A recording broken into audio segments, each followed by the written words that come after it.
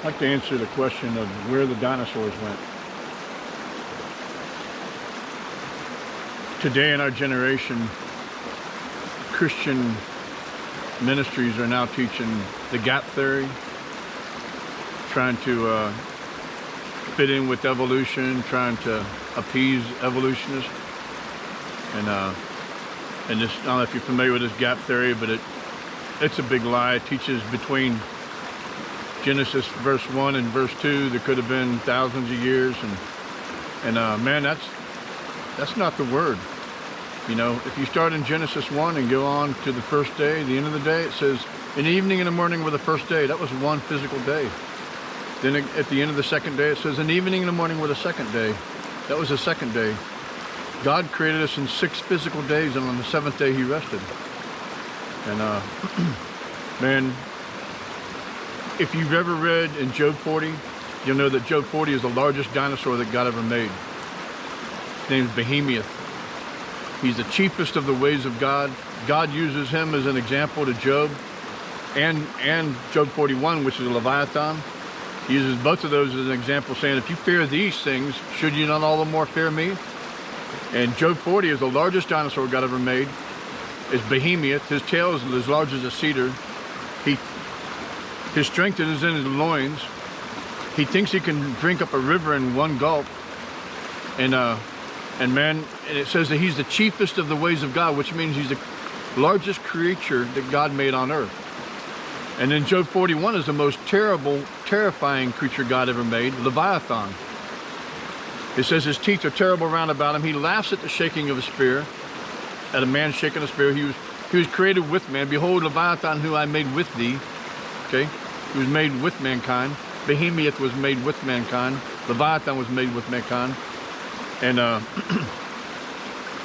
if you read in Job 41, this thing is so terrifying that everyone's heart fails even trying to take him on, you know. And it says that his scales, he's a reptile, his scales are so knit together that no air can fit through, no spear can fit through. And anyways, this thing was a fire-breathing reptile. You know, we got electric eels, and you know, we got all kinds of wild stuff that God created. This was a fire-breathing reptile that was the most fierce dinosaur God made. If science says that the Tyrannosaurus Rex was the most fierce dinosaur there was, then that was Leviathan. But I want to share something with you. I was reading in Isaiah 27:1 one day, and I found this thing like a treasure. It says this, it says, in that day shall the Lord. Now I knew that Leviathan was the most fierce dinosaur God made. Most Christians know that if they read Job 41. Behemoth is the largest dinosaur God made. Most Christians know that if they read Job 40. But when I read Isaiah 27:1, it locked everything together. And I realized, wow, this puts a form on Leviathan. Listen to what it says. In that day shall the Lord with his great and mighty sword punish Leviathan, the piercing serpent, even the Leviathan, the crooked serpent, and he shall slay the dragon that is in the sea.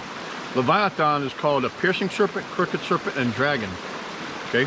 Now, if you read Job 41 and Job 40, neither one of them label either of those creatures as serpents, but God labels them in Isaiah 27:1. And when I read it, I realized, wow, why is God wanting to punish this animal? Has God ever punished any animal? Yeah, he punished the serpent in the garden. Genesis chapter 3, the serpent was above all. It was more cunning and more crafty than any of the cattle of the field. Okay, when he sinned against God and tempted Adam and Eve, God said, because you've done this, cursed art thou above all the cattle of the field. Upon thy belly shall you crawl. He wasn't crawling before. If you look in a scientific statement on dinosaurs, they will say the reptiles of the past are much like the reptiles of today, except the reptiles of the past had their weight high and suspended above the earth. Okay, high and suspended above. And then God says in Genesis chapter 3, because you've done this, cursed art thou above all the cattle of the field, upon thy belly shall you crawl. You know where the dinosaurs went to? We're digging up the original ones that God made, but their seed are still inhabiting the earth. As a humble breed, God humbled the entire reptile race. And when they went to go lay eggs, they laid a humble breed. I believe the original ones were digging up, but when they went to go lay eggs, they laid a humble breed.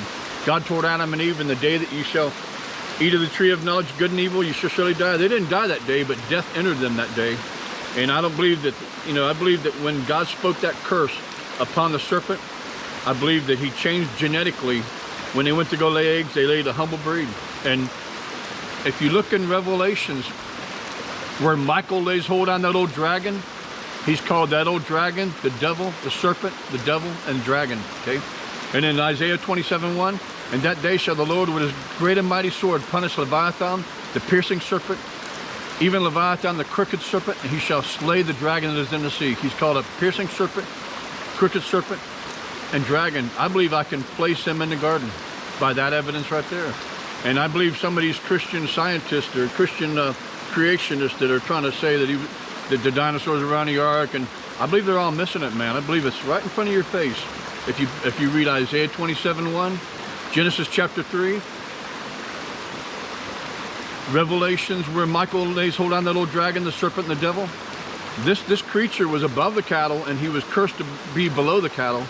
And then go back to scientists making their statement that the reptiles of today are much like the reptiles of the past, except the reptiles of the past had their weight high and suspended above the earth. Because you've done this, cursed art thou above all the cattle of the field, upon thy belly shall you crawl. I believe it's concrete as can be. You want to know where the dinosaurs went to? They went right there, man. God cursed them, just like he cursed man, and death entered in him. Death wasn't in man before that, but he cursed man in the garden, and death took man from that day on. Even scientists and doctors and teach that. I listened to a doctor that said he believed that the seed of cancer is in everybody. It just doesn't grow as fast in some as the others. And that sounds like by this one man's sin, death entered into all mankind. By Adam's sin, by the second Adam, who's speaking of Jesus, all are made righteous. If you don't know Jesus as your Lord, you could be righteous. You're going to stand in front of God, whether you believe in him or not. You could be righteous right now if you'll call out to Jesus and believe that he is the Messiah, that he was crucified for you, that he died and rose on the third day. God could give you eternal life if you call on Jesus.